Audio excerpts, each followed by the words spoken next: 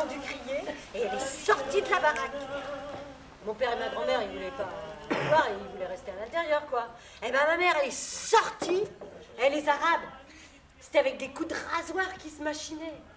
Et ma mère, elle a tenu l'arabe par le cou pour arrêter le sang. Et il y a quelqu'un qui a téléphoné de chez le curé. Parce qu'il y avait lui qui avait le téléphone, lui il est commerçant. Ouais. Mon mari m'emmenait au cinéma. Le premier film que j'ai vu avec lui, c'était La Cage aux Rossignols, le 5 janvier 1947. Ah oui, mais c'est la symphonie pastorale qui m'a tracassé le plus avec mon mari. Et on l'a vu le 5 avril, le jour de Pâques. Et beaucoup de jeunes, avec les moyens, allaient au Select, entre Kérinou et Lorbézélec. Et tout le monde marchait, c'était normal, hein.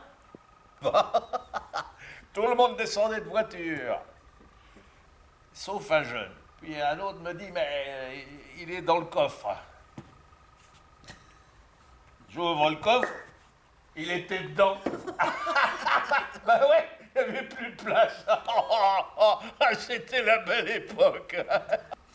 Alors les fenêtres étaient toujours ouvertes, et ben Mémé tricotait devant. C'est Mémé qui nous faisait nos habits. C'était toujours du neuf, toujours propre. C'était joli, à part qu'on avait toutes la même chose, on évitait de se trouver ensemble au même moment. Les Américains qui ont servi, ils sont venus pour aider à la libération.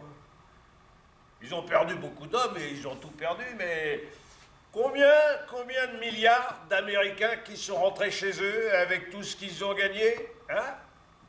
On était 4-5 filles, là, toutes des filles du Bougain, et on s'apprenait à danser le twist. C'était pas facile à apprendre au début. On dansait dans un champ près de la plage de Sainte-Anne. Hein? On avait des chants, on était cachés, et comme ça, après, on pouvait se mettre à pratiquer. Avec nos fiancés dans les salles de danse. Ah, c'était superbe les fêtes du Bougain. T'avais des défilés, t'avais tous les costumes étaient faits dans les baraques, en famille. Et c'est là que tu la voyais, la solidarité avec le petit peu de... On parlait pas de subventions, de ceci, de cela. C'est parce que c'était l'histoire de la guerre, on était séparés un peu partout. Et puis on s'est retrouvés à Brest, bon en baraque quoi. Et il y avait la fenêtre qui était ici, la fenêtre du voisin en face. Alors, s'il y avait la java le soir, qu'est-ce que tu faisais? Tu fumais ton clope. Il y a des choses qui sont impardonnables pour une mère. Parce que je volais, c'était pour donner à manger à ma famille. Hein? 80% des choses que je volais, je laissais à ma mère. Alors, je comprenais pas. Il y avait de la haine dans sa vie. Les gens qui sont rentrés en HLM sont tombés dans un luxe qu'ils n'avaient jamais connu, côté sanitaire surtout. Tout le monde change avec le confort, trop habitué au luxe. Et il a regardé la baraque, et dans ses yeux, j'ai vu... Je ne la verrai plus, cette baraque. Il a regardé chaque pièce, de dehors. Et j'ai senti qu'il pensait, c'est fini pour moi, cette baraque.